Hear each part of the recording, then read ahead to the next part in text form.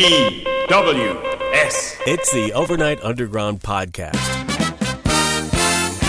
Now the headlines. The word of the day is toilet plume. Ew. The first coronavirus bobblehead. Trump squares off with 3M. It was all bullshit. Won't isolate? Fine, here's your ankle bracelets. And Corona stops brewing beer. I'm John Ford. And now today's Overnight Underground News. Yesterday, we learned that coronavirus spreads just from breathing. Now we learned it's best to flush with the lid down. Forbes reports that experts, virus in your poop experts, now are saying to close the lid to avoid what is being called fecal-oral transmission of COVID-19.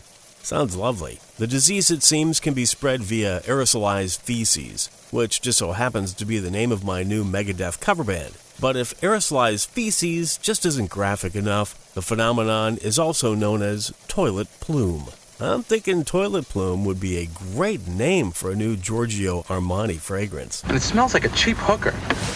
Anthony Fauci, the infectious disease expert and sidekick on the Trump administration's coronavirus task force, is now saying that the entire damn country needs to have stay-at-home orders. Fauci told CNN's Anderson Cooper, the super-duper pooper scooper, the lockdown should trump, excuse the pun, states' rights. I think so, Anderson. I don't understand why that's not happening. As you said, the tension between federally mandated versus states' rights to do what they want is something I don't want to get into. But if you look at what's going on in this country, I just don't understand why we're not doing that.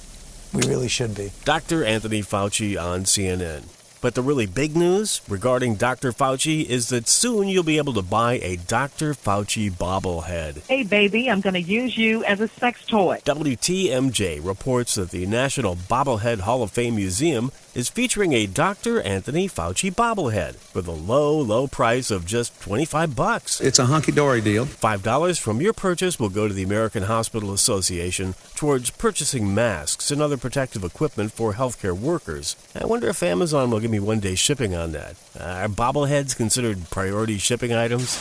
On the subject of states' rights, or something like that at least, the governor of New Jersey has ordered New Jersey State Police to commandeer medical equipment, such as N95 masks, ventilators, and other personal protective equipment. Just so you understand, the New Jersey government has ordered the state to start confiscating medical equipment. In related news, Trump yesterday invoked the Defense Production Act to force 3M to make respirator masks and stop their exportation to Canada and other countries. 3M today basically told Trump to, get fucked. The idea that 3M is not doing all it can to fight price gouging and unauthorized reselling is absurd. The narrative that we are not doing everything we can to maximize delivery of respirators in our home country, nothing could be further from the truth. We are doing everything we can to maximize our efforts and to fight COVID-19 and to support the healthcare workers here at home in the U.S. Mike Roman, 3M chairman and CEO on CNBC. According to CNBC, the White House allegedly tried to force 3M to export millions of N95 masks from its Singapore facilities to the U.S. instead of sending them to its markets in Asia. In Louisville, 2 coronavirus patients have been ordered by a judge to isolate and wear ankle devices to track their location. The ruling comes after it was learned the dumbass duo refused to isolate and were seen out in public, according to the Courier-Journal. I think they should upgrade to getting them those doggy shock collars. One step outside the door and that'll teach them. In England, conspiracy theorists are burning down 5G cell phone towers, believing they are responsible for the spread of coronavirus. The theory gained traction last month after a video filmed at a U.S. health conference became viral on YouTube. Celebrities such as TV host Amanda Holden have also endorsed this wacky conspiracy. The Sun reports that one cell tower in Birmingham burst into flames following calls on social media to burn the mothers down. I don't want to live on this planet anymore. Want another reason to consider blowing out your brains today? Hanoi Jane Fonda is bringing back her 80s fitness video craze, and you can watch them now on TikTok. I say we take off and nuke the entire site from orbit. It's the only way to be sure. The Inquisitor reports that Fonda dons her signature leg warmers in the new throwback fitness videos. My name is Jane Fonda, and I'm going to bring back the Jane Fonda workout. So come on and do it with me, and lift up and down, and up and down. Again, that's up. Now let's you just drop them pants. If you got enough eye bleach and can risk your sanity, check him out. Fonda's a dead ringer for a live-action Futurama movie playing Mom from Mom's Friendly Robot Company. Shove a big old melon in it, I'm talking! Ow!